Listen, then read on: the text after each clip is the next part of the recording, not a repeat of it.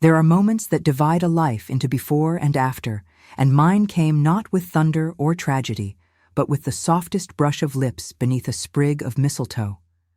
I had spent 7 years learning to be invisible, and in a single breath, a single kiss, I was seen again by the one man I had prayed would never find me. My name, the one I answer to now, is Mrs. Colton. A widow, they believe. A woman of no consequence, no beauty, no past worth remembering. I serve as companion to the Dowager Countess of Ashbury, a sharp-tongued woman of 80 winters who sees far more than she reveals and asks far fewer questions than I deserve. She found me in a modest boarding house in York 3 years ago, half-starved and entirely alone, and offered me a position that required only discretion and the ability to read aloud without stumbling. I have given her both, and in return, she has given me something I thought lost forever. A place in the world where I might exist without being destroyed by it. But I was not always Mrs. Colton. I was not always this creature of gray wool and downcast eyes. This woman who flinches at the sound of her own laughter because laughter draws attention, and attention is a luxury the fallen cannot afford. Once, I was Vivienne Hartwell. The name feels strange, even in the silence of my own mind, like a gown I once wore that no longer fits. Vivienne Hartwell was the only daughter of Baron Hartwell of Devonshire, a man of modest title but ancient lineage, and a mother whose beauty was legendary even in death. I inherited her face, they said, her luminous dark hair, her wide gray eyes, her skin like cream poured over porcelain. At 18, I was presented at court, and by 19, I had received 11 proposals of marriage, each one rejected by my father because he believed I deserved more. He believed I deserved love, and love, God help me, I found. In the most impossible of places, in the most impossible of men. Edmund Ravensdale was not meant for me. The Duke of Westmore, heir to one of the oldest fortunes in England, with estates spanning 3 counties and a lineage that made my own look like a footnote in history. He was 7 years my senior, dark-haired and dark-eyed, with a jaw that might have been carved from marble and a reputation for coldness that made mothers warn their daughters and daughters dream of thawing him. He did not dance. He did not flatter. He stood at the edges of ballrooms like a sentinel, watching the frivolity of the season with barely concealed disdain. And yet, one evening at Lady Pemberton's spring ball, he crossed the room to stand beside me. I was 19, foolish, too bold by half. I had made some observation about the ridiculousness of the refreshment table, which featured an ice sculpture of Poseidon that was melting in a rather unfortunate manner. I did not know he was behind me. I did not know anyone was listening. "You have a dangerous wit, Miss Hartwell," he said. And when I turned, mortified, I found not anger in his face, but something far more alarming: interest. He looked at me as though I were a puzzle he had not expected to find, a book written in a language he suddenly wished to learn. We did not fall in love that night. Love, the real kind, does not arrive like lightning. It builds slowly, brick by brick, conversation by conversation, until one day you look up and realize you have built a cathedral without noticing. He began appearing at events I attended. He requested dances he had refused from others. He sent books to my father's house with passages marked, and I sent them back with my own annotations in the margins, arguing with him across pages when propriety would not allow us to argue aloud. By the end of my 2nd season, I knew I loved him. And by the way he looked at me when he thought no one was watching, I dared to believe he loved me too. But Edmund never spoke of marriage. His mother, the Dowager Duchess, made it clear to anyone who would listen that her son would marry title and fortune, not the pretty daughter of an impoverished baron. And there was another obstacle, one that circled me at every ball with honeyed smiles and poison in her eyes. Lady Rosalind Crane, daughter of the Marquis of Thornbury, a woman of breathtaking beauty and breathtaking cruelty who had decided that the Duke of Westmore would be hers. I did not fear her.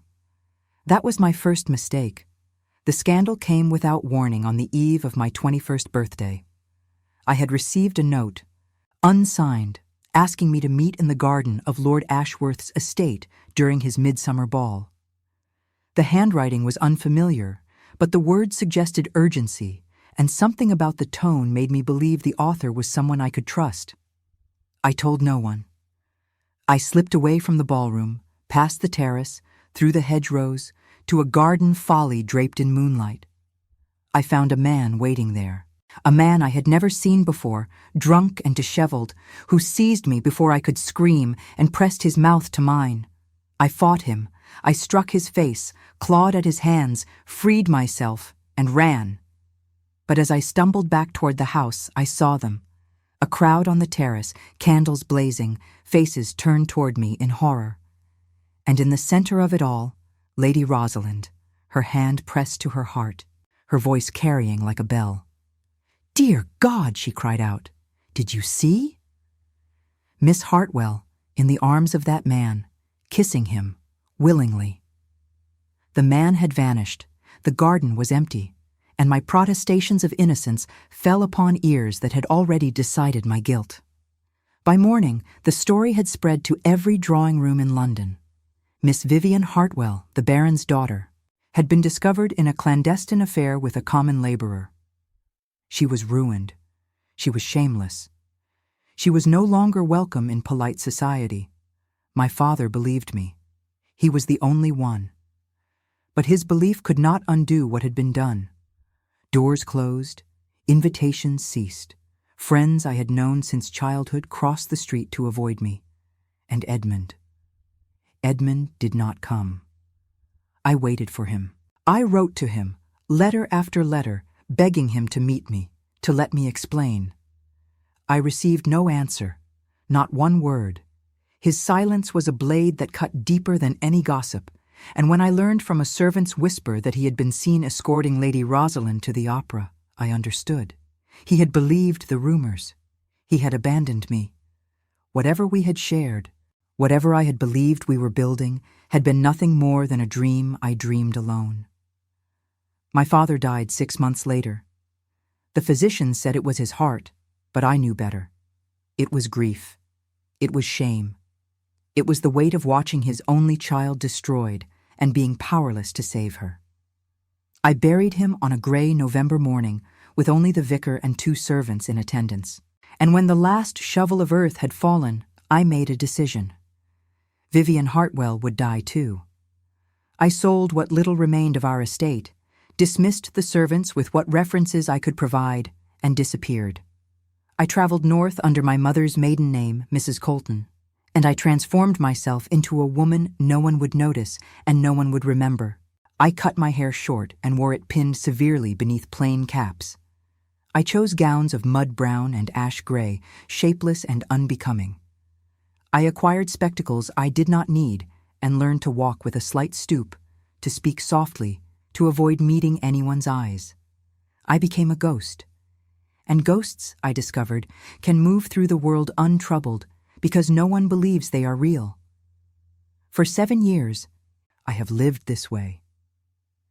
For 7 years, I have not allowed myself to think of Edmund Ravensdale, except in those treacherous hours before dawn when sleep abandons me and memory rushes in like a tide I cannot hold back. I have told myself that I hate him, that I am grateful for his betrayal, because it taught me that love is an illusion and trust a luxury for the naive.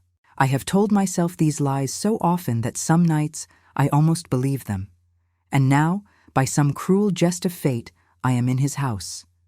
Not his principal estate, Ravensmoor, but Whitmore Hall, the country home of his younger sister, Lady Catherine Harding, whose husband is hosting the annual Christmas gathering. The Dowager Countess received the invitation weeks ago and announced that she would attend, and because she cannot travel without me, I had no choice but to accompany her. I told myself the Duke would not come. He never attends such gatherings. Every gossip sheet in England has remarked upon his reclusiveness since his mother's death 2 years ago, his refusal to participate in the season, his apparent disinterest in securing the heir his title demands. But when our carriage arrived this afternoon, I saw his crest on the door of a coach in the drive. and when we entered the great hall, stamping snow from our boots and shedding our cloaks, I saw him across the room, standing by the fire, and my heart stopped so violently I thought I might die on the spot. 7 years have changed him. There is gray at his temples now, threads of silver in the black, and lines beside his eyes that were not there before.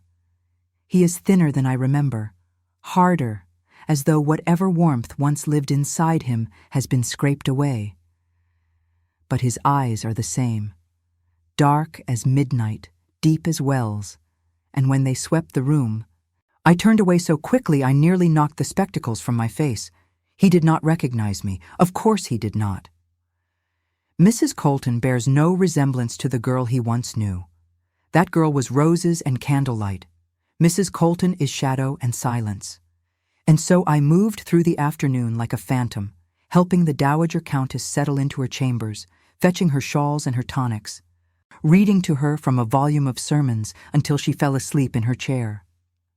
I told myself I would spend the entire visit this way, cloistered in her rooms, invisible and safe. I told myself I did not need to see him, did not want to see him, that his presence in this house meant nothing to me. But tonight there is a Christmas Eve gathering, and the Dowager insists on attending.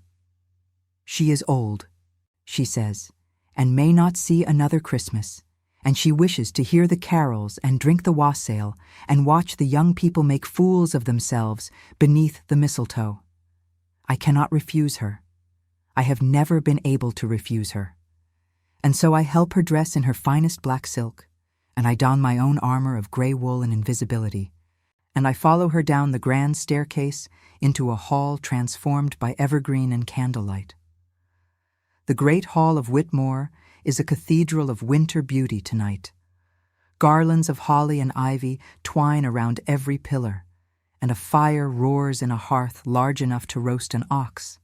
Candles blaze from every surface, their flames doubled and tripled in mirrors and polished silver.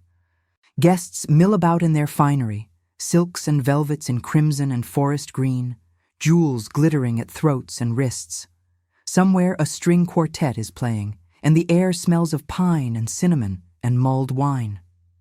I guide the Dowager to a chair near the fire, where she can observe without being jostled, and I take my place behind her like the servant I am. No one looks at me. No one speaks to me.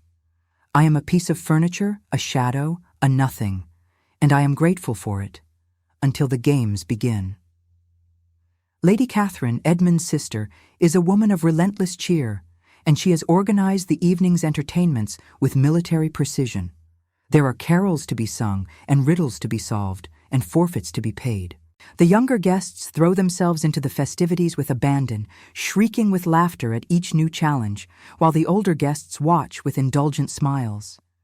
I watch too, from my place in the shadows, and I allow myself to feel a small, distant pleasure in their joy. And then Lady Catherine announces the final game of the evening, the mistletoe forfeit. The rules are simple and ancient. A sprig of mistletoe is passed from hand to hand while a song is sung, and when the music stops, whoever holds the mistletoe must kiss the person standing nearest to them. It is a silly game, a children's game, designed to create laughter and blushes and perhaps a scandal or two among the unmarried. I have no intention of participating. I remain behind the Dowager's chair, safely removed from the circle of players, watching as the mistletoe makes its rounds. The music stops once, twice, 3 times, and each time there are giggles and theatrical groans and chaste kisses exchanged between cousins and friends. Edmund is not playing. He stands near the doorway, a glass of brandy in his hand, his face as unreadable as stone. I allow myself to look at him only because he is looking elsewhere, and even that stolen glance makes my chest ache with a pain I thought I had buried long ago. The music begins again. The mistletoe passes hand to hand, faster now, the players deliberately fumbling, trying to pass it on before the song ends. And then, in a moment I will replay in my mind for the rest of my life, something goes wrong. A young woman near me stumbles, jostled by her neighbor, and reaches out to steady herself. Her hand catches my arm. I am pulled forward into the circle just as the music stops, and the mistletoe lands in my hands. Laughter erupts around me. I stand frozen, staring at the sprig of green and white as though it is a snake that might bite. The rules are clear. I must kiss whoever is nearest to me. But I am surrounded by strangers, and for one wild moment I think perhaps I can simply flee, simply vanish back into the shadows where I belong. Then a voice rings out, bright with mischief. "The Duke," someone calls. "His Grace is nearest. He must claim the forfeit." My blood turns to ice. I look up, and Edmund is walking toward me. His face is hard with displeasure, his jaw tight, and I understand at once that he is furious at being dragged into this spectacle. He does not want to kiss anyone, least of all the dowdy companion of an elderly woman, the plain creature in gray wool whom no one has bothered to introduce. I cannot breathe. I cannot move. He stops before me, and I keep my eyes fixed on his cravat, on the snow-white linen knotted with careless perfection beneath his chin. "Let us be done with this," he says, and his voice is just as I remember it, deep and velvet dark, and the sound of it nearly undoes me. He leans down, his lips brush mine, quick and impersonal, barely a kiss at all, a formality, a forfeit paid, and then he pulls back, and I make the mistake I have spent 7 years learning to avoid. I look up. I meet his eyes. The color drains from his face. His hand, still half raised from the kiss, falls to his side. He stares at me as though he is seeing a ghost, and perhaps he is. Perhaps that is all I am now, the specter of a woman who died 7 years ago in a moonlit garden. His lips part. He speaks a single word, so soft that only I can hear it. Vivienne. And the world I have built around myself, the careful fortress of invisibility and silence, begins to crumble. The room continued around us as though nothing had happened. The laughter, the music, the clinking of glasses, and the rustle of silk, all of it carried on while I stood frozen before him, caught in the wreckage of a single word. My name. My true name, spoken in a voice I had heard 1,000 times in dreams I refused to acknowledge. I should have denied it. I should have tilted my head in polite confusion and said, "I beg your pardon, Your Grace. But I am Mrs. Colton, companion to the Dowager Countess. I do not know anyone named Vivienne." The words were there, waiting on my tongue, the lie I had rehearsed so many times it should have fallen from my lips without thought. But his eyes held mine, and I could not speak. I could not look away. 7 years collapsed into nothing, and I was 19 again, standing in a moonlit garden, waiting for a man who never came. The moment stretched between us, fragile as spun glass. Then someone called his name, a male voice booming with good cheer, and the spell shattered. Edmund blinked. His face, which had been stripped bare with shock, reassembled itself into the mask of ducal indifference I remembered so well. He stepped back from me, a single pace that felt like a chasm opening, and turned toward the voice without another word. I did not wait to see who had summoned him. I moved through the crowd on legs that trembled, keeping my head down, my shoulders curved inward, making myself small and forgettable. The Dowager Countess was dozing in her chair by the fire, her chin tucked against her chest, and I touched her arm gently.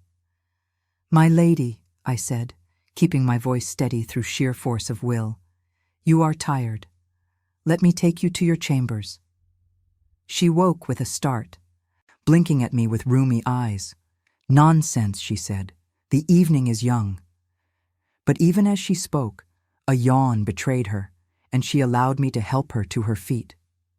We made our slow way across the hall, and I did not look back. I did not let myself wonder if he was watching. I did not let myself feel anything at all. I settled the dowager in her bed, listened to her complaints about the quality of the mattress and the draftiness of the windows, administered her evening tonic, and waited until her breathing deepened into sleep.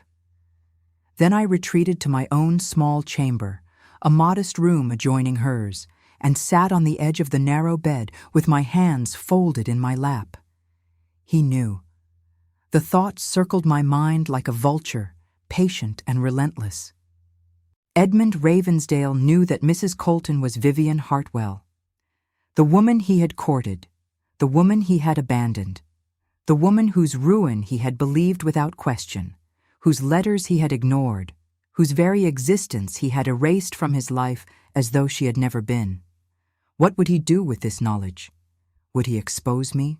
Announce to the assembled guests that the Dowager's plain companion was in fact the infamous Miss Hartwell, the fallen woman whose scandal had been the talk of London 7 years ago. The thought sent ice through my veins. If my identity were revealed, I would lose everything: my position, my refuge, the small, quiet life I had built from the ashes of my destruction. And yet, beneath the fear, something else stirred, something I had no right to feel. He had looked at me in that moment before the mask fell back into place, with an expression I could not name, not disgust, not triumph, something rawer than that. Something that looked almost like pain. I pressed my hands to my face and forbade myself to weep. Tears were a luxury I had surrendered long ago. Sleep did not come easily that night. I lay in the darkness, listening to the wind howl against the windows, watching shadows dance on the ceiling from the dying fire. And when I finally slipped into unconsciousness, my dreams were full of his face, his voice, the ghost of his lips against mine, that perfunctory kiss that should have meant nothing, and instead had torn open every wound I thought had healed. Morning brought gray light and fresh snow and the necessity of rising despite my exhaustion.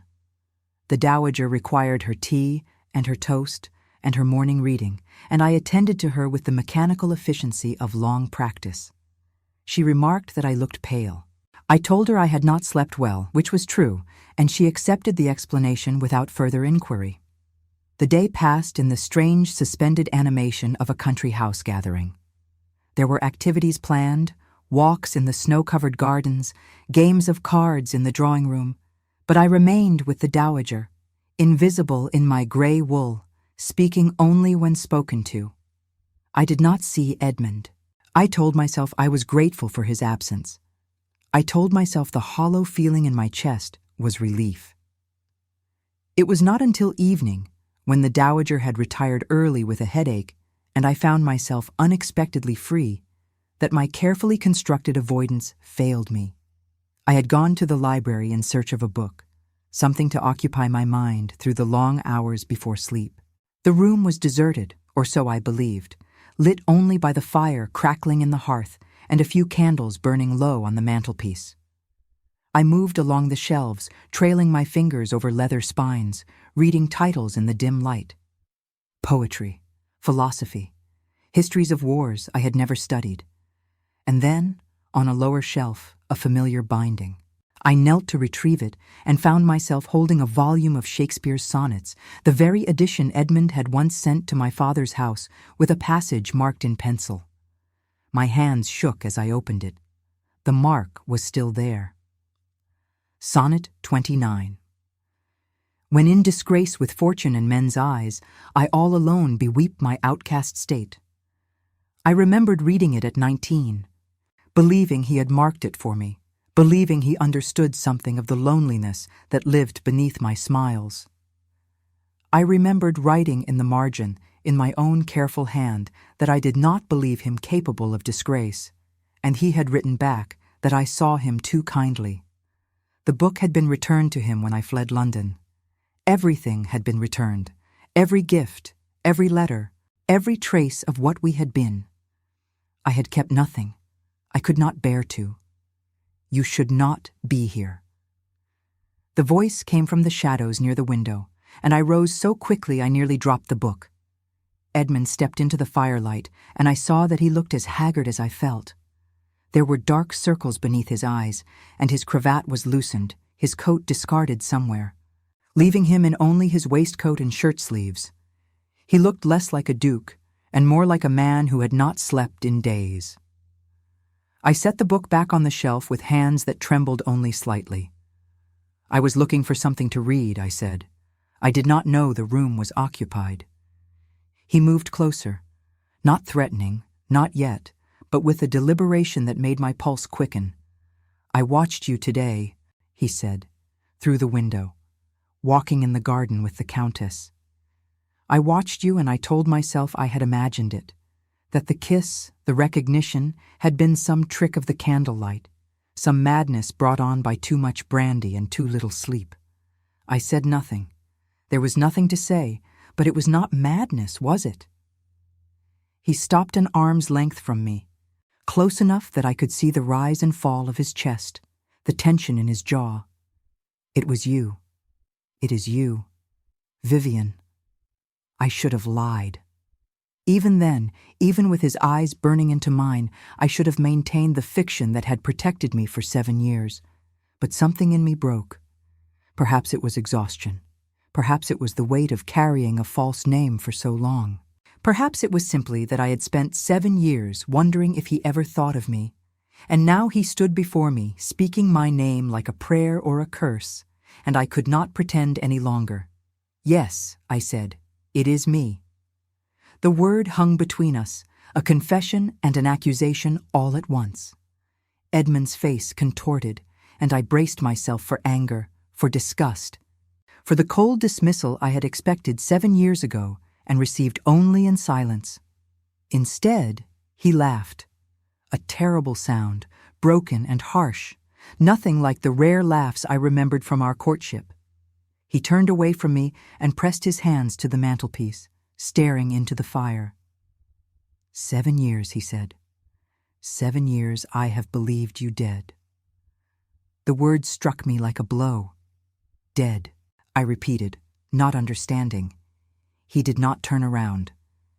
After you vanished, after your father died, and the house was sold and no one knew where you had gone, I searched for you. I hired investigators. I sent men to every corner of England looking for some trace of where you might have fled, and when they found nothing, when every lead ended in silence, I was told you must have taken your own life, that the shame had been too great, that you had walked into the sea or thrown yourself from a bridge or found some other means of ending your suffering. His voice cracked on the last word, and I felt the ground shift beneath my feet. He had searched for me. He had believed me dead. For 7 years, he had carried that belief.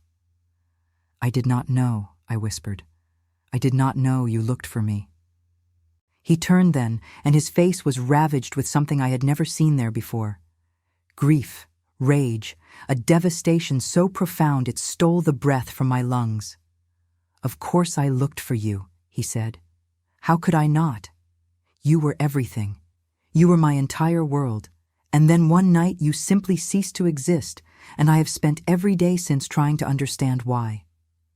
I shook my head, struggling to reconcile his words with the story I had told myself for 7 years. You never answered my letters, I said. I wrote to you, again and again, begging you to meet me, to let me explain what had happened. You never replied, not once. What letters? His voice was sharp now, edged with something that might have been hope or might have been horror.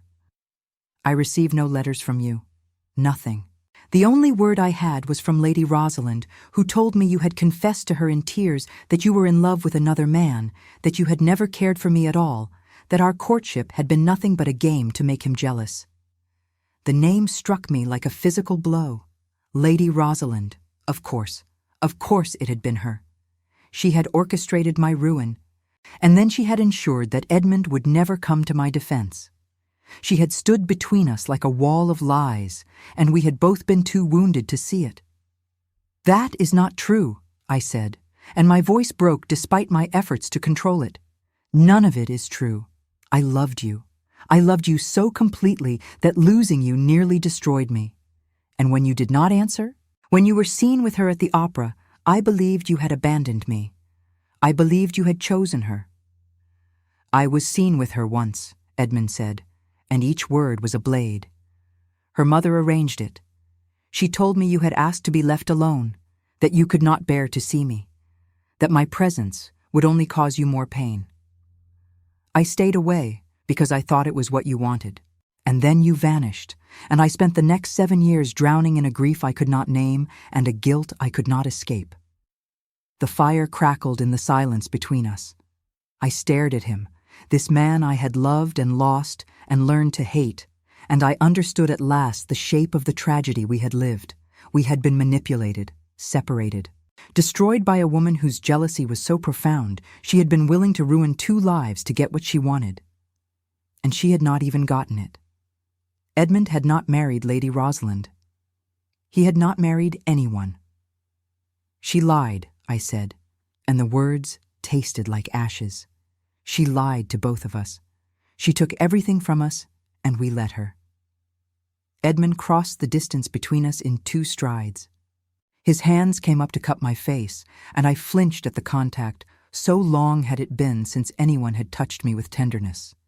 He stilled, his palms warm against my cheeks, his eyes searching mine. "You are alive," he said, and his voice was rough with wonder. "You are here. You are real." "I am real," I whispered. "But I am not the woman you remember. She died in that garden 7 years ago. What remains is only this." I gestured at myself, at the gray wool and the severe hair and the spectacles I did not need. A ghost, a shadow, nothing worth having. His thumb traced my cheekbone, impossibly gentle. "Do not say that," he said. "Do not ever say that. I have spent 7 years mourning you. I have spent 7 years believing I failed you, that if I had only acted sooner, spoken sooner, loved you better, you might still be alive. And now you stand before me, breathing and whole, and you tell me you are nothing?" Tears slipped down my cheeks, hot and shameful, and I could not stop them. Edmund caught them with his fingers, brushed them away as though they were precious. "We have been given something impossible," he said. "A second chance. I do not know how or why, but you are here, and I am here, and I will not waste another moment on regret." He leaned closer, and I knew he meant to kiss me. Not the perfunctory brush of lips from the night before, but a real kiss, a true one, the kind we had never shared because propriety had forbidden it, and we had believed we had time. I wanted it. God help me, I wanted it more than I had ever wanted anything. But I pulled back. "Wait," I said. "There is more you must know. Things I have not told you, things that will change how you see me." His brow furrowed. "What things?" I opened my mouth to answer, and the library door swung open with a crash. "Edmund!" a woman's voice rang out, sharp and imperious. "I have been looking everywhere for you. Lady Catherine says you are neglecting your duties as her brother, and I must say, I quite agree." I stepped back from him so quickly I nearly stumbled. The woman in the doorway was tall and golden-haired, dressed in emerald silk that showcased a figure still beautiful despite the years. Her face was familiar, achingly so, and when her gaze fell upon me, her eyes widened with recognition. Lady Rosalind Crane stood frozen in the doorway, staring at the ghost she had tried so hard to bury. And I understood, with a sickening lurch of my heart, that my past had not only found me, it had come to destroy me all over again. For a moment, no one moved. The 3 of us stood suspended in the amber light of the library, caught in a tableau of shock and recognition that seemed to stretch into eternity. Lady Rosalind's face had gone pale beneath her powder, her lips parted in an expression that might have been mistaken for surprise by anyone who did not know her as I did.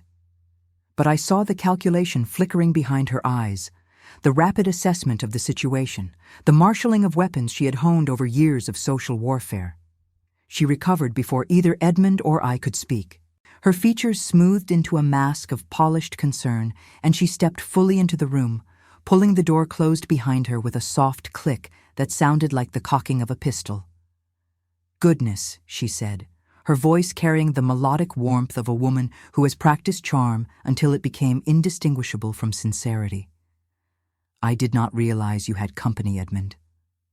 She turned her gaze to me, and I watched her examine my plain dress, my severe hair, my spectacles. Her smile widened, but it did not reach her eyes. And who might this be? I do not believe we have been introduced. She did not recognize me. The realization struck me with the force of revelation. 7 years of deliberate transformation had done their work so thoroughly that the woman who had engineered my destruction could look directly at me and see only a servant, a nobody, a creature beneath her notice. Edmund stepped forward, positioning himself slightly between us in a gesture that might have been protective or might have been unconscious.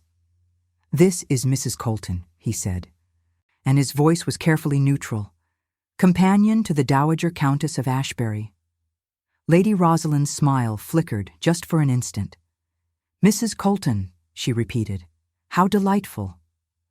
I did not know the Countess had brought her companion to the gathering. One so rarely notices these things. The insult was delicate, expertly delivered, designed to remind me of my place without saying anything that could be called unkind. I had heard such barbs 1,000 times in my years of service, and I had learned to let them slide off me like rain off stone.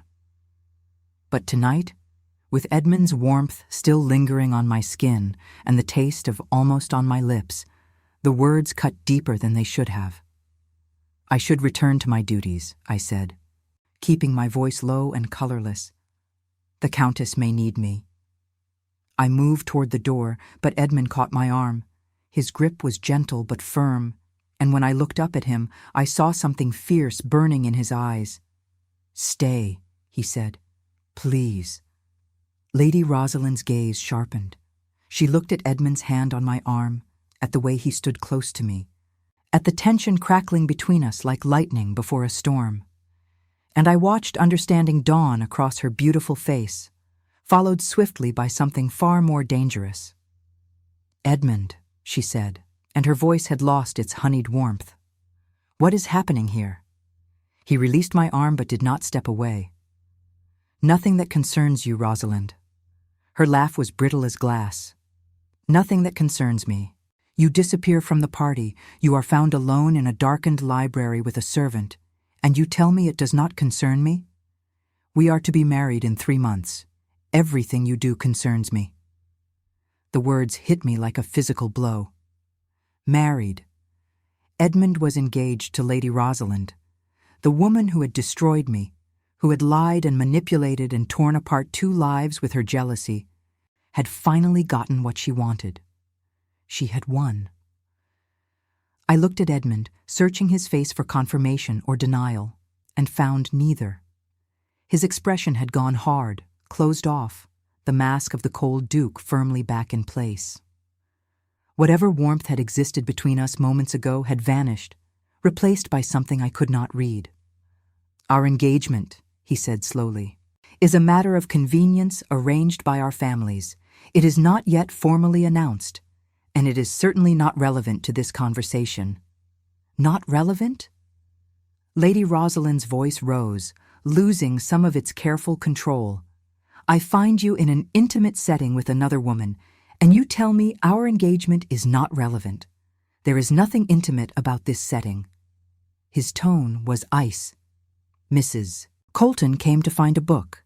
I happened to be here." We exchanged a few words of polite conversation. That is all. The lie was smooth, convincing, delivered with the ease of a man accustomed to navigating treacherous social waters. But I saw Lady Rosalind's eyes narrow, saw her gaze flicker between us, measuring and calculating. She did not believe him.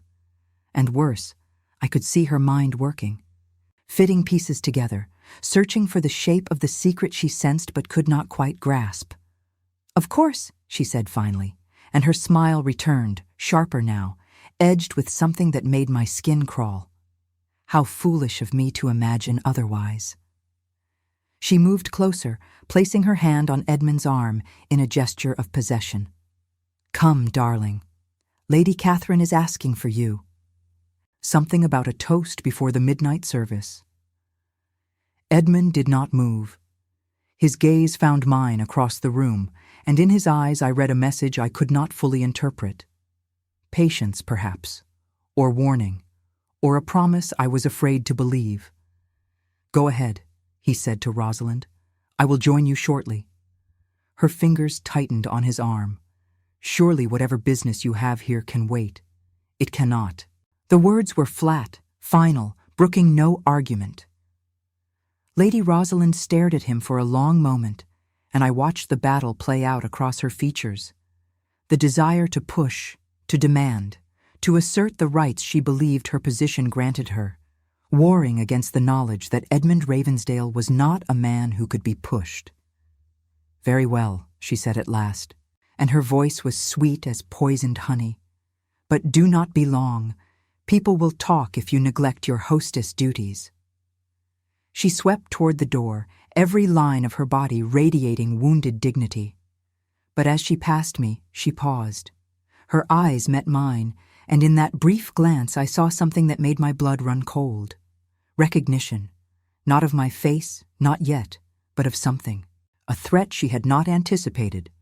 A rival she had not accounted for. "Mrs. Colton," she said softly. "What an unusual name. I do not believe I have encountered it before."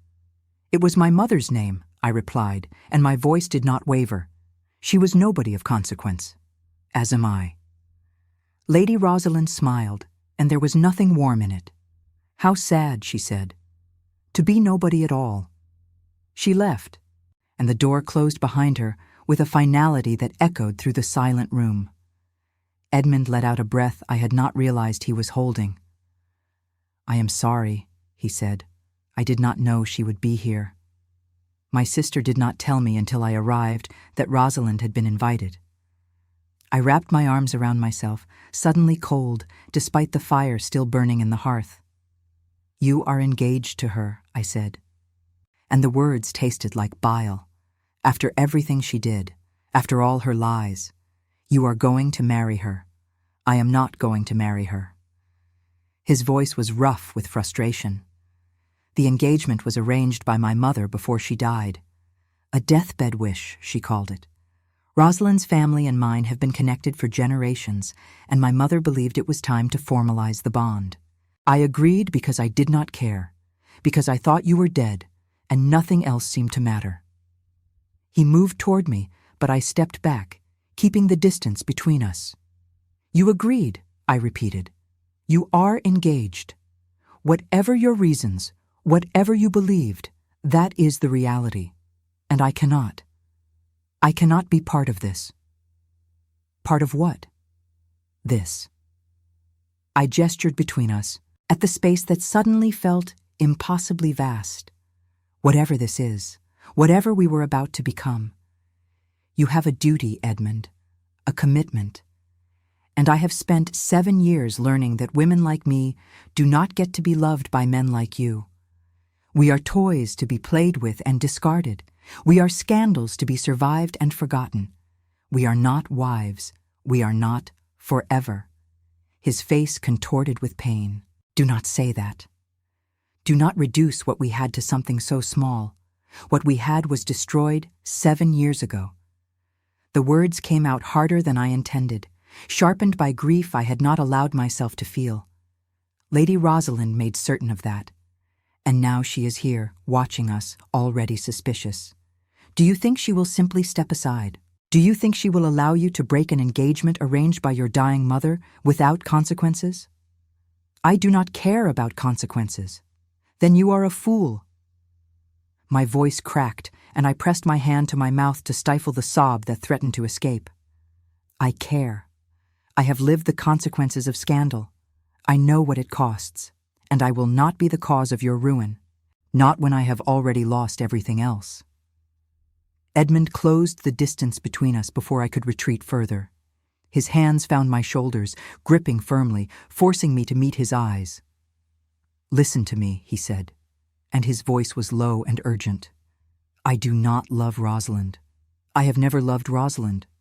I agreed to the engagement because I was empty, because my mother was dying, and I could not deny her final wish. Because I had lost the only woman I ever wanted, and I thought it did not matter who I married if I could not marry her. Tears streamed down my face, and I did not try to stop them. "Edmund," I whispered. "I will end the engagement," he continued. "Tomorrow, tonight, if you wish. I will tell her the truth. Tell everyone the truth. I do not care what society says.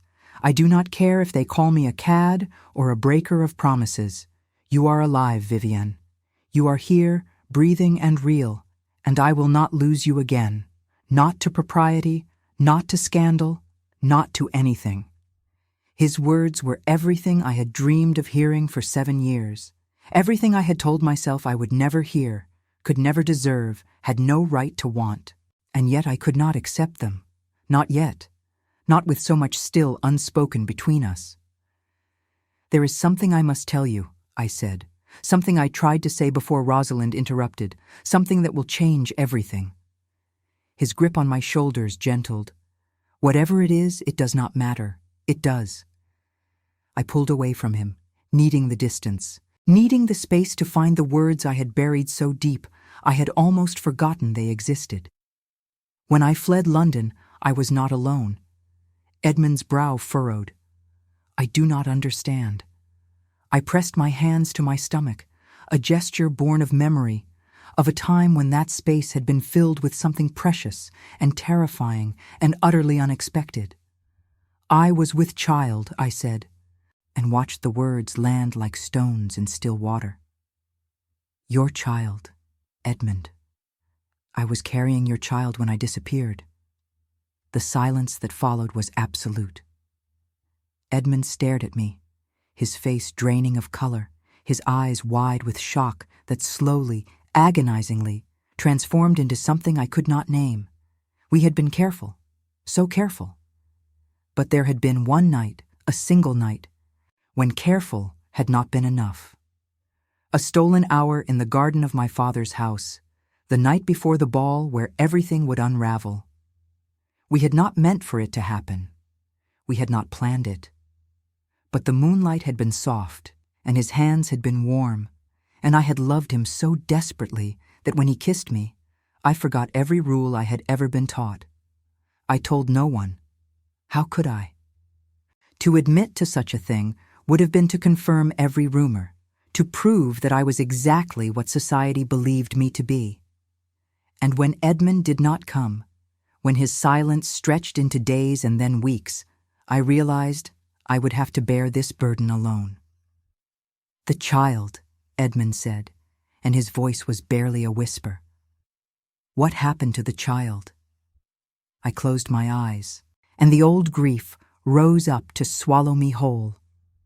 "I lost her," I said, 3 months after I fled London. I was living in a boarding house in York, barely eating, barely sleeping, and one night the pains began, and I could not stop them. She came too early, too small, too fragile for this cruel world. The tears came faster now, unstoppable. I had never spoken of this to anyone. I had carried the loss alone, buried it deep, refused to let myself mourn, because mourning would have meant acknowledging what I had lost. Not just a child, a future, a family. The life I might have had if fate and Lady Rosalind had not conspired against me. "I named her Lily," I continued, my voice breaking, "after my mother.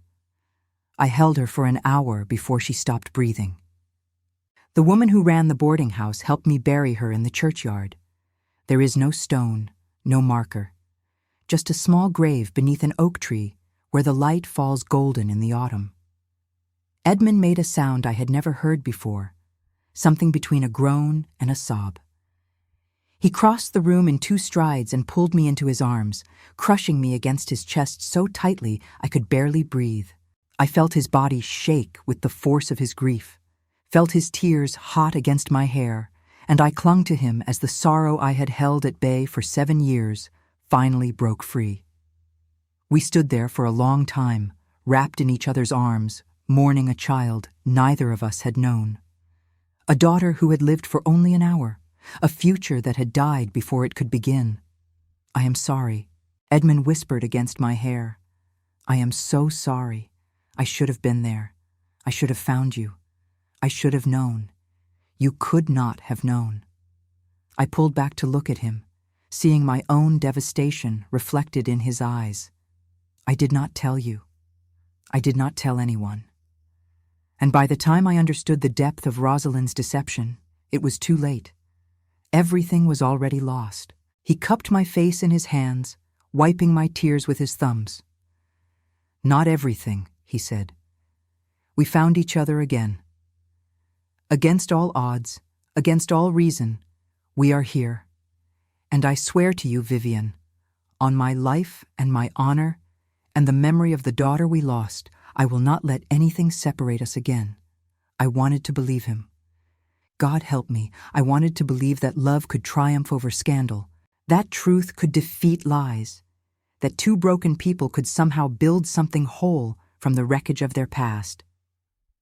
But I had learned too well that the world was not kind to women who dared to hope. Rosalind will not surrender easily, I said. She has waited too long, planned too carefully. When she discovers who I am, and she will discover it, she will do everything in her power to destroy me again. Let her try. Edmund's voice was hard with determination. She has no power over us anymore. Her lies cannot hurt us if we refuse to hide from them. You do not understand, I said. She is ruthless. She arranged my ruin once before. She intercepted our letters. She manipulated you, manipulated everyone. If she learns I am alive, if she realizes you still care for me, she will not rest until she has torn us apart. Then we will face her together. He pressed his forehead to mine, his breath warm against my lips. I failed you once, Vivienne. I let myself be deceived, let myself be led by others, and I lost you because of it. I will not make that mistake again. Whatever comes, we face it together. Do you understand? I looked into his eyes, dark and deep, and filled with a love I had never stopped believing in, no matter how hard I tried. And despite everything, despite the fear and the grief and the certain knowledge that the battle ahead would be brutal, I felt something I had not felt in 7 years. Hope. Together, I whispered. He kissed me then, not the perfunctory brush of lips from the mistletoe game, but a real kiss, deep and desperate and tasting of salt from our mingled tears. I melted into him, surrendering to the feeling I had denied myself for so long, and for one perfect moment the past fell away, and there was only this, his mouth on mine, his arms around me, the promise of a future I had never dared to imagine. The clock on the mantelpiece chimed midnight. Christmas Day had begun, and somewhere in the shadows of Whitmore Hall, Lady Rosalind Crane was already planning her next move. The days that followed existed in a strange suspension between joy and dread. Edmund and I stole moments where we could, brief encounters in empty corridors, whispered conversations in shadowed alcoves, glances exchanged across crowded rooms that said everything words could not. We were careful, so careful, aware that every eye in Whitmore Hall might be watching, that every servant might carry tales, that the fragile hope we had begun to nurture could be crushed by a single careless word. The snow continued to fall, trapping the guests in a glittering prison of ice and propriety. No carriages could pass the drifts that blocked the roads, and so we all remained, circling each other like dancers in an elaborate and deadly waltz. Lady Catherine maintained her relentless schedule of entertainments, charades and card games, and carol singing, determined to keep her guests amused despite the weather that held us captive. I attended these gatherings only when the Dowager Countess required my presence, and I kept myself small and invisible, a shadow among the silks and satins. But Lady Rosalind was watching. I felt her gaze on me constantly, a weight I could not shake. She had not yet discovered my secret, I was certain of that, but she sensed something amiss. She circled Edmund with renewed determination, touching his arm, laughing at his sparse words, reminding everyone within earshot of their engagement. And when her eyes found mine across the room, they held a warning I understood all too well. I am watching you. I know you are hiding something. And when I discover what it is, I will destroy you." On the third day after Christmas, she made her first move. I had taken the Dowager Countess to the morning room, where the winter sun streamed through tall windows and a fire burned cheerfully in the grate. The old woman was in good spirits, entertained by the gossip of the other ladies who had gathered to embroider and exchange confidences. I sat in my usual place, slightly behind her chair, my hands busy with mending that did not require my full attention. Lady Rosalind swept into the room like a ship under full sail, trailing 2 younger women in her wake. She greeted the assembled company with her practiced charm, settled herself on a settee near the fire, and began to hold court. The conversation turned, as it so often did, to scandals of seasons past. "Do you remember the Hartwell affair?" one of the younger women asked, her eyes bright with the pleasure of gossip. "I was only a girl when it happened, but my mother spoke of it for years. The Baron's daughter, caught in the garden with some common laborer. They say she threw herself into the Thames when she could not bear the shame. I kept my eyes on my mending, my needle moving steadily through the fabric. Though my heart had begun to pound so loudly I was certain everyone in the room could hear it. Lady Rosalind's laugh was musical and cruel. "Oh, that old story," she said. "Yes, I remember it well. I was there that night, you know. At Lord Ashworth's ball. I saw the whole sordid business with my own eyes." "Did you really?" The younger woman leaned forward, eager for details. "What was she like? The Hartwell girl? Pretty enough, I suppose." Lady Rosalind's voice was dismissive. In that common way some men find appealing. Dark hair, gray eyes, nothing particularly remarkable. But she had ambitions far above her station. She had set her sights on the Duke of Westmore, if you can imagine, a baron's daughter pursuing one of the highest titles in England. The audacity of it. My needle slipped, pricking my finger. A bead of blood welled on my skin, bright red against the white fabric, and I pressed it to my lips to stop the bleeding. "And what happened to her?" another woman asked. "After the scandal." Lady Rosalind shrugged elegantly. She vanished. Her father died shortly after, and she simply disappeared. Some say she fled abroad, others say she took her own life. Personally, I believe she is dead. Women like that, women who reach too high and fall too far, rarely survive their disgrace. "How tragic," the first woman murmured, though her tone suggested she found it more titillating than tragic. "Indeed." Lady Rosalind's gaze swept the room and found mine. For a moment, our eyes locked, and I saw something flicker in her expression. Curiosity, suspicion, the beginning of recognition. But it was gone as quickly as it had appeared, and she turned back to her audience with a smile. Let that be a lesson to all young women. Know your place, accept your lot, and never, ever reach for what you cannot have. I excused myself a few minutes later, claiming a headache the Dowager Countess did not question. I fled to my small chamber and sat on the edge of the bed, my hands trembling, my breath coming in short, sharp gasps. She was testing me. She had not yet made the connection, but she was circling closer, sniffing out the trail like a hound scenting blood. I had to tell Edmund. I had to warn him that our time was running short. I found him that evening in the conservatory, a glass-walled room filled with exotic plants that his sister cultivated with obsessive care.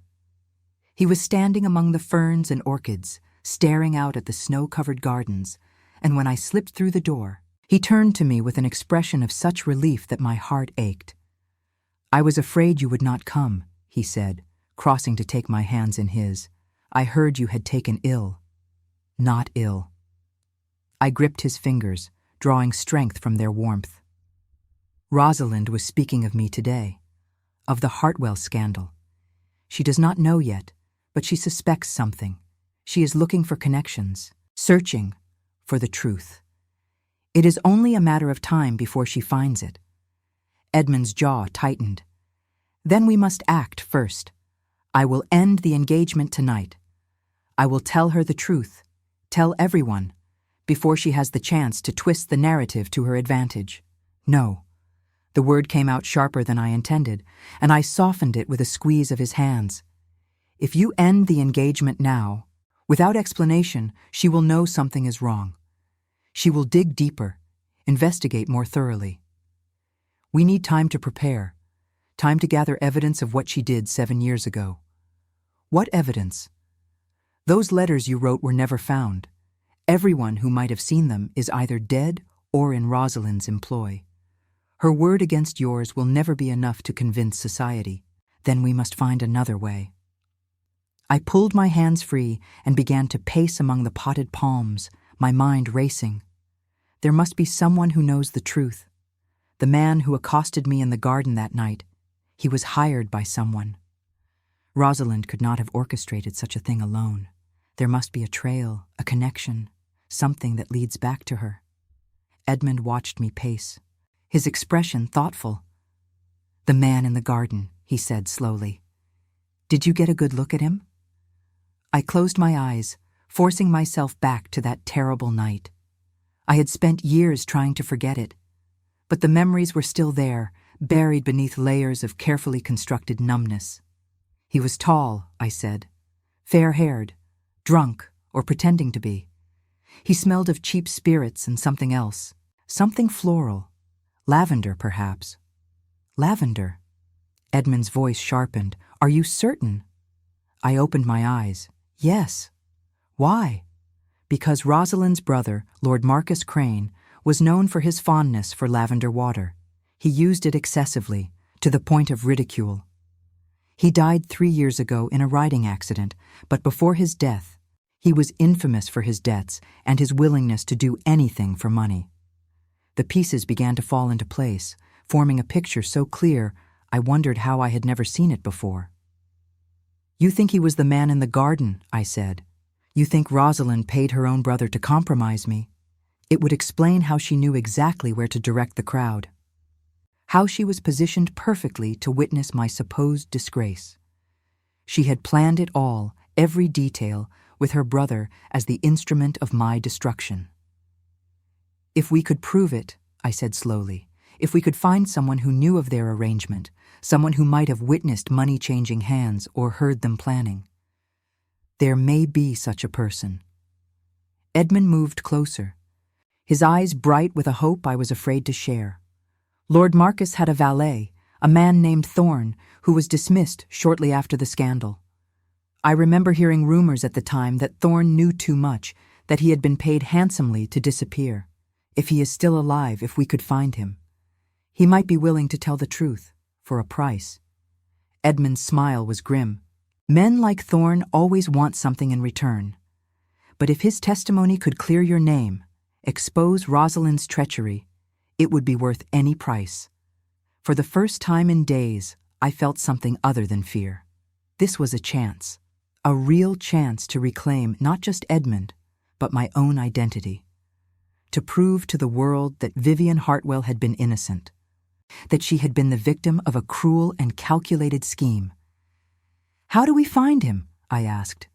"I will send word to my solicitor in London." Edmund took my hands again, his grip firm and reassuring. "He has resources, investigators who can track a man across England if necessary. It may take time, but we will find Thorne. And when we do, Rosalind's house of lies will come crashing down around her." I wanted to believe him. I wanted to trust that justice was possible, that the truth would prevail, that love could conquer the darkness that had pursued me for 7 long years. But I had learned too well that wanting was dangerous, that hope was a luxury that could be snatched away without warning. "And I am to hide in the meantime?" I asked. "Pretend to be Mrs. Colton while Rosalind circles closer?" "Not hide." Edmund lifted my hands to his lips, pressing a kiss to my knuckles. "Survive. As you have been surviving for 7 years. You are stronger than you know, Vivienne. You endured things that would have broken lesser women, and you emerged not just alive, but whole. Whatever comes in the days ahead, remember that. Remember that you have already survived the worst she could do to you. His faith in me was a balm to wounds I had not known were still bleeding. I stepped closer, resting my forehead against his chest, feeling the steady beat of his heart beneath my cheek. "I am tired," I confessed. Tired of hiding, tired of pretending, tired of being afraid. His arms came around me, holding me close. "I know," he murmured into my hair, "but it will not be much longer. I promise you, one way or another, this will end." We stood there for a long moment, wrapped in each other's warmth, surrounded by the lush green of his sister's conservatory, while snow fell silently beyond the glass. It was a stolen moment, fragile and precious, and I tried to memorize every detail of it: the smell of his cologne, the texture of his waistcoat beneath my cheek, the way his breath stirred my hair. I did not know how many more such moments we would have. The door to the conservatory opened without warning. I pulled away from Edmund, but not quickly enough. Lady Rosalind stood in the doorway, and this time there was no shock on her face, no surprise, only triumph, cold and absolute, glittering in her eyes like ice. "Well," she said, her voice carrying the satisfaction of a hunter who has finally cornered her prey. "Is this not a touching scene? The Duke of Westmore, embracing his fiancée's companion in a darkened conservatory. What would society say, I wonder, if they knew?" Edmund stepped forward, positioning himself between us. "Rosalind," he said, and his voice was hard as stone, "whatever you think you saw." "I know exactly what I saw." She moved into the room, closing the door behind her with deliberate care. "I have been watching you for days, Edmund. Watching the way you look at this creature. Watching the way she looks at you. I knew there was something between you, something you were hiding. I simply could not determine what." She circled us slowly, her eyes never leaving my face. "But now I am beginning to understand. There is something familiar about you, Mrs. Colton. Something in the shape of your face, the color of your eyes. I have been trying to place it, and tonight, I finally have." She stopped directly in front of me, so close I could smell her perfume, roses, and something darker beneath. "You are her," she said softly. "Aren't you? The Hartwell girl, the one who was supposed to be dead." I did not answer. I could not. My voice had fled, stolen by the fear that clawed at my throat. Lady Rosalind laughed, a sound of pure, crystalline malice. "Oh, this is too perfect," she said. 7 years I have waited for Edmund to forget you. 7 years I have cultivated him, positioned myself, played the long game. And just when I thought I had finally won, you crawl out of whatever hole you have been hiding in and try to steal him from me again. No one is stealing anything." Edmund's voice cut through the room like a blade. "Vivienne was innocent of everything she was accused of, and I have proof. Your brother was the man in the garden that night. You paid him to compromise her, to destroy her reputation so thoroughly that I would have no choice but to abandon her." Lady Rosalind's smile flickered, just for an instant. "That is a very serious accusation," she said. "One you cannot possibly prove. Can I not?" Edmund moved closer to her, and for the first time I saw fear flash across her face. "Marcus's valet, Thorn, is still alive. He knows what happened. He knows who paid whom and for what. And when my investigators find him, your secrets will be laid bare for all of society to see." The silence that followed was suffocating. Lady Rosalind stared at Edmund, and I watched the calculations spinning behind her eyes, the rapid reassessment of her position. She had been so confident in her victory, so certain that her lies were impenetrable. And now she was realizing, perhaps for the first time, that her house of cards was beginning to tremble. "You are bluffing," she said finally. "Thorn disappeared years ago. He could be anywhere. He could be dead. Perhaps." Edmund's smile was cold. "But are you willing to take that chance?" Lady Rosalind's composure cracked. Her beautiful face twisted with an ugliness I had always known lay beneath the surface, the true face of the woman who had destroyed my life without a moment's remorse. "You would ruin yourself for her?" she spat. "Throw away your title, your reputation, everything your family has built for generations, for a fallen woman who is worth nothing. She is worth everything." Edmund's voice rang through the conservatory, fierce and unwavering. "She is worth more than you could ever understand, and I will burn down every structure of society if that is what it takes to give her back what you stole." Lady Rosalind stared at him for a long, terrible moment. Then she straightened, smoothing her features back into their customary mask of perfect composure. "Very well," she said quietly. "If that is your choice, so be it. But know this, Edmund. I have not survived this long by giving up easily. If you think Thorne's testimony will save her, you are mistaken. I have weathered worse storms than this, and when the dust settles, I will still be standing." She turned and swept toward the door, but before she left, she paused and looked back at me. "Enjoy your victory while it lasts, Mrs. Colton," she said. "Or should I say Miss Hartwell, because I promise you it will be short-lived." The door closed behind her, and the conservatory fell silent. I stood frozen, unable to move, unable to breathe, as the full weight of what had just happened crashed over me. She knew. Lady Rosalind knew who I was, and she would not rest until she had finished what she started 7 years ago. Edmund pulled me into his arms, holding me tight against the trembling that had seized my body. "It is all right," he murmured. "It is going to be all right.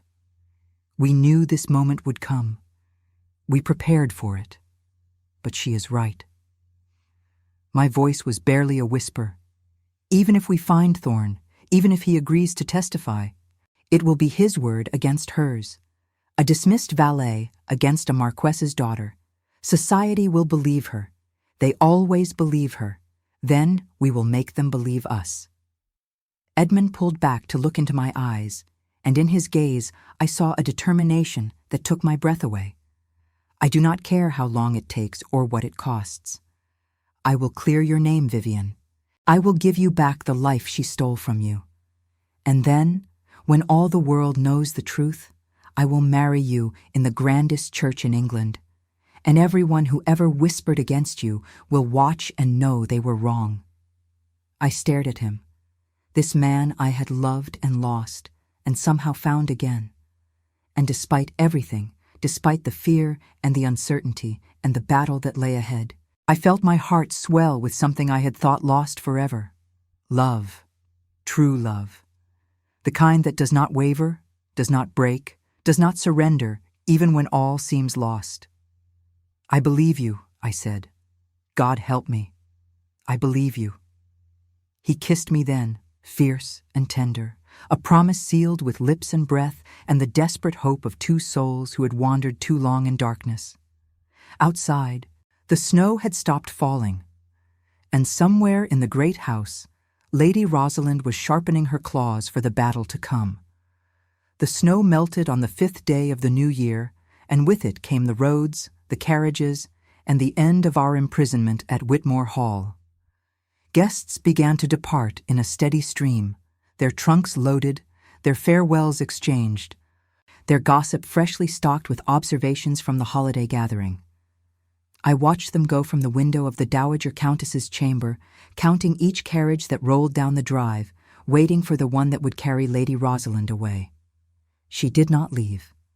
Day after day she remained, finding excuses to extend her visit, clinging to Lady Catherine's hospitality with a tenacity that fooled no one. She was waiting, I knew, waiting for the right moment to strike, waiting for Edmund to lower his guard, or for me to make a mistake. She had not yet revealed my identity to the other guests, and her restraint terrified me more than any open attack would have. Lady Rosalind was not a woman who held her fire without reason. She was planning something, and the uncertainty of what it might be gnawed at me like a sickness. Edmund had sent word to his solicitor the morning after our confrontation in the conservatory.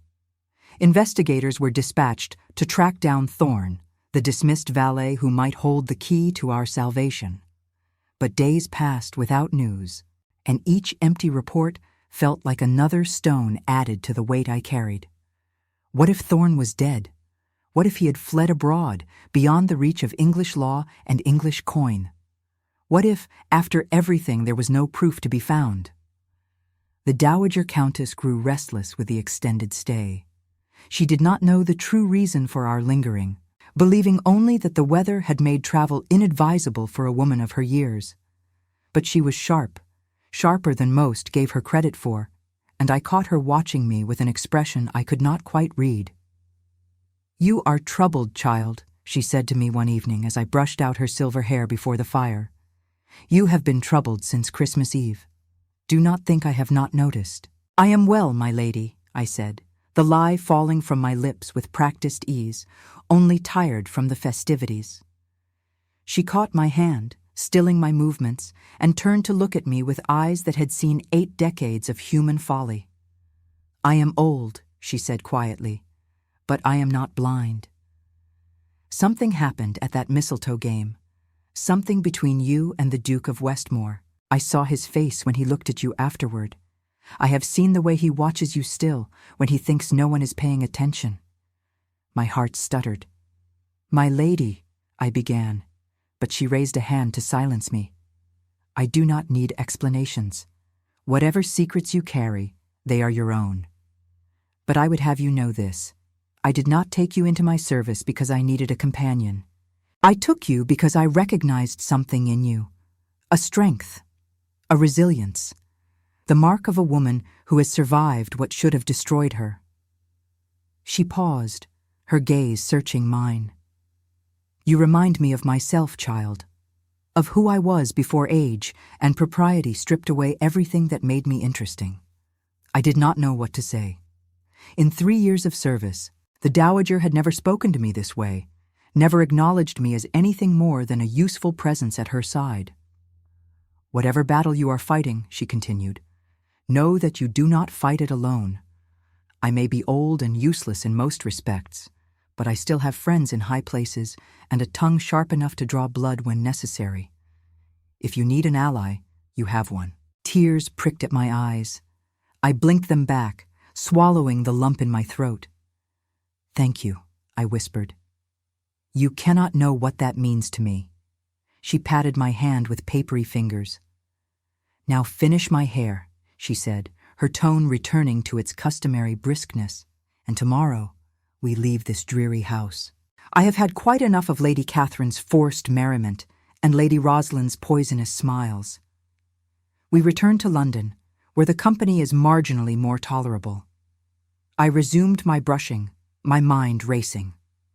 London, where Edmund's solicitor waited with news of Thorn, where the truth might finally be uncovered, where, for better or worse, my fate would be decided. We departed Whitmore Hall the following morning. The Dowager and I settled in her comfortable traveling carriage while a bitter wind swept across the frozen countryside. Edmund rode alongside us on horseback for the first mile, his breath misting in the cold air, his eyes finding mine through the carriage window with a message I understood without words. "Soon. Wait for me. Trust me."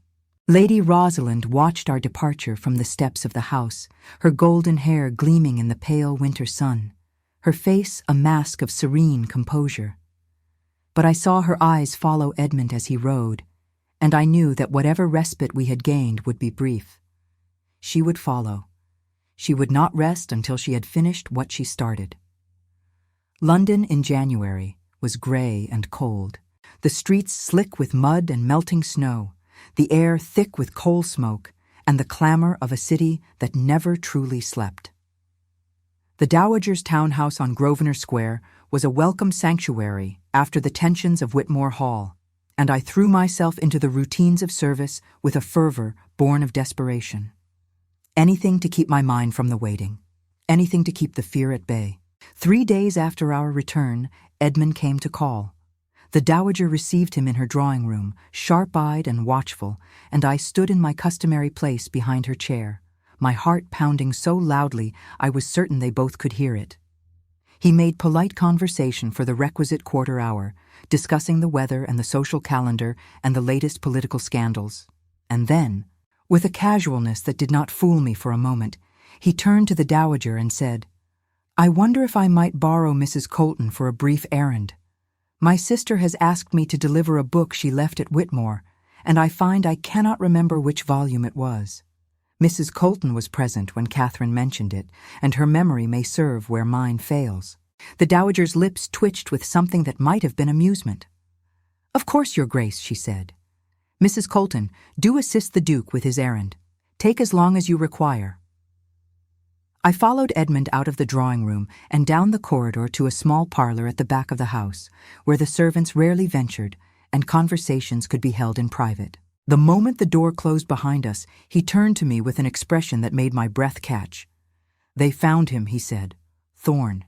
He is alive, living in a boarding house in Manchester under an assumed name. My investigators spoke with him yesterday." I pressed my hand to my chest, feeling my heart race beneath my fingers. "And? Did he? Will he? He will testify." Edmund crossed the room and took my hands in his. He was reluctant at first, afraid of what Rosalind might do to him if she discovered his betrayal. But when my men explained what was at stake, when they told him about you and what she had done, he agreed. He is traveling to London as we speak. By the end of the week, we will have a sworn statement detailing everything. I sagged against him, my legs suddenly unable to support me. He caught me, held me upright, his arms strong and steady around my trembling body. "Everything," I repeated. "He knows everything? He knows that Lady Rosalind paid her brother £500 to compromise you in that garden. He knows that she intercepted the letters you sent me and destroyed them. He knows that she told her brother exactly where to wait, exactly when to strike, and that she positioned herself on the terrace to ensure there would be witnesses." Edmund's voice was tight with barely contained rage. "She planned it all, Vivienne, every detail. She orchestrated your destruction as carefully as a general planning a military campaign." I closed my eyes, letting the truth wash over me. 7 years. 7 years of exile, of grief, of believing myself worthless and ruined. 7 years of mourning a love I thought had abandoned me, a daughter I had buried alone, a life that had been stolen before it could truly begin. And all of it, every moment of suffering, had been the result of one woman's jealousy and ambition. "What happens now?" I asked, my voice barely a whisper. "Now we go to war." Edmund pulled back to look into my eyes, and I saw in his face a determination that bordered on ferocity.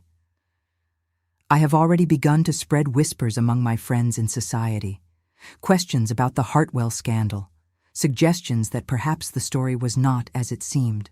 By the time Thorn's testimony becomes public, the ground will be prepared, people will be ready to believe, and Lady Rosalind. I have ended the engagement." His smile was grim. "I sent word to her father yesterday. She will have received the news by now, and she will be furious. But there is nothing she can do. The engagement was never formally announced, and without that announcement, she has no legal or social claim on me." "She will retaliate," I said. "She will tell everyone who I am, spread the old rumors, try to destroy me before we can destroy her. Let her try." Edmund cupped my face in his hands, his thumbs stroking gently across my cheekbones. "The moment she opens her mouth, she exposes herself to scrutiny. Every accusation she makes against you will invite questions about her own role in your downfall. And when Thorn's statement is made public, when the truth is laid bare for all of London to see, she will be the one who is ruined." I wanted to believe him. I wanted to trust that justice would prevail, that the truth would set me free, that the nightmare I had been living for 7 years was finally coming to an end. But I had learned too well that hope was a dangerous thing. "What if it does not work?" I asked. "What if society refuses to believe Thorn? What if they choose to believe her instead?" Edmund's expression softened. Then we leave, he said simply. We go to the continent, to America, to wherever we must go to build a life together. I do not need society's approval, Vivienne. I do not need their acceptance or their blessing. All I need is you. The words broke something loose inside me. A dam I had not known I was holding. I surged forward and kissed him, pouring into the kiss all the love and fear and desperate hope that had been building since that moment beneath the mistletoe. He responded with equal fervor, his arms tightening around me, his lips fierce against mine. When we finally broke apart, breathless and trembling, I rested my forehead against his. I love you, I said. I have loved you for 7 years. I never stopped, even when I tried to hate you, even when I believed you had abandoned me. You were in my heart, always, and you in mine. He pressed a kiss to my forehead, tender and reverent. We have lost so much time. So many years we should have had together. But we have the rest of our lives to make up for it. I smiled, and for the first time in longer than I could remember, it was not a mask. It was real. The days that followed passed in a blur of activity and anticipation.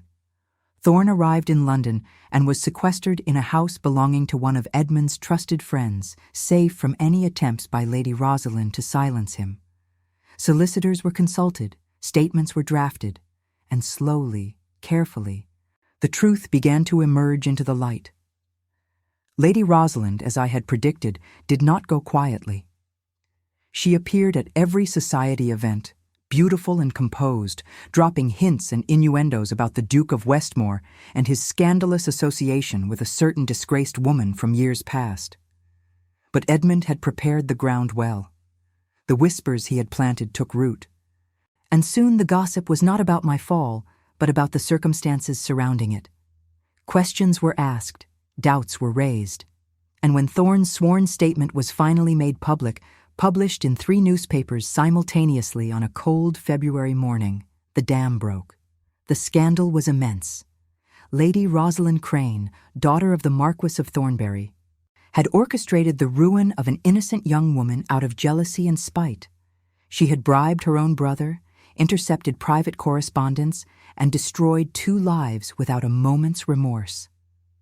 The Ton, which had so eagerly believed the worst of me 7 years ago, now turned on her with the same vicious enthusiasm. Doors that had always been open slammed shut. Invitations were rescinded. Friends who had fawned over her for years suddenly could not recall her name. I did not rejoice in her downfall. I had spent too many years in darkness to take pleasure in watching another person dragged into it. But I would be lying if I said I felt no satisfaction. Some wounds run too deep for forgiveness. Some wrongs can only be answered with justice. Edmund came to the Dowager's house the day after the scandal broke, and this time he did not ask to borrow me for an errand. He knelt before me in the drawing room in full view of the Dowager and her assembled visitors, and took my hand in his. "Miss Vivienne Hartwell," he said, his voice carrying to every corner of the room. "I have loved you for nearly a decade. I have mourned you, searched for you, and found you again against all odds. I do not have words eloquent enough to express what you mean to me, so I will simply ask, will you do me the honor of becoming my wife?" The room erupted in gasps and whispers. The Dowager Countess smiled, a rare and genuine expression that transformed her weathered face.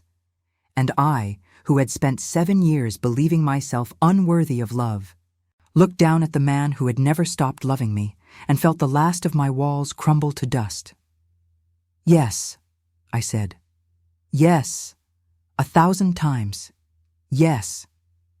He slipped a ring onto my finger, a sapphire surrounded by diamonds that caught the light and scattered it like stars.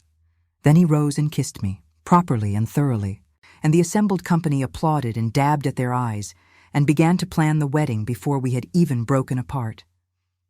We were married in April, in the grandest church in London, just as Edmund had promised. The pews were filled with society's finest, many of whom had once whispered about my disgrace and now fought for invitations to witness my redemption.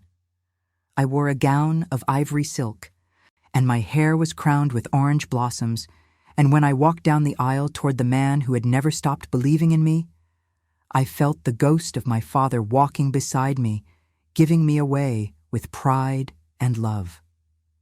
The Dowager Countess sat in the front row, resplendent in purple velvet, her sharp eyes suspiciously bright. She had insisted on hosting the wedding breakfast, and her townhouse was transformed into a wonderland of flowers and champagne and joy. As for Lady Rosalind, she fled to the continent before the wedding, unable to bear the scrutiny of a society that had once adored her. I heard rumors over the years, fragments of gossip about her wanderings through Italy and France, her desperate attempts to rebuild the reputation she had destroyed. But I did not follow her story. I had wasted too many years in her shadow. I would not waste a moment more. There is one more thing I must tell you, something that completes this story in a way I never dared to hope for. A year after our wedding, I gave birth to a daughter. She came into the world on a spring morning, screaming and red-faced and utterly perfect, and when I held her in my arms, I wept with a joy so profound it bordered on pain. Edmund wept too, this man of stone and silence, tears streaming unashamed down his face as he looked at the child we had made together. We named her Lily, not to replace the daughter we had lost, for she could never be replaced, but to honor her memory, to ensure that her brief and beautiful life would not be forgotten. And when I look at my daughter now, running through the gardens of Ravensmoor with flowers in her hair and laughter on her lips, I see not just the future, but the past. I see the girl I was before the fall, full of hope and joy and the innocent belief that love could conquer all. Perhaps I was not wrong to believe it. Perhaps love does conquer in the end. Not easily, not without cost. But when two hearts are determined to find each other, when two souls refuse to surrender to despair, miracles become possible. I know this now, as I sit in the garden of my home, watching my husband teach our daughter to name the flowers, feeling the warmth of the afternoon sun on my face. I know that the darkness I endured was real, that the years of exile and grief left scars that will never fully fade. But I also know that those scars are part of my story, not the end of it.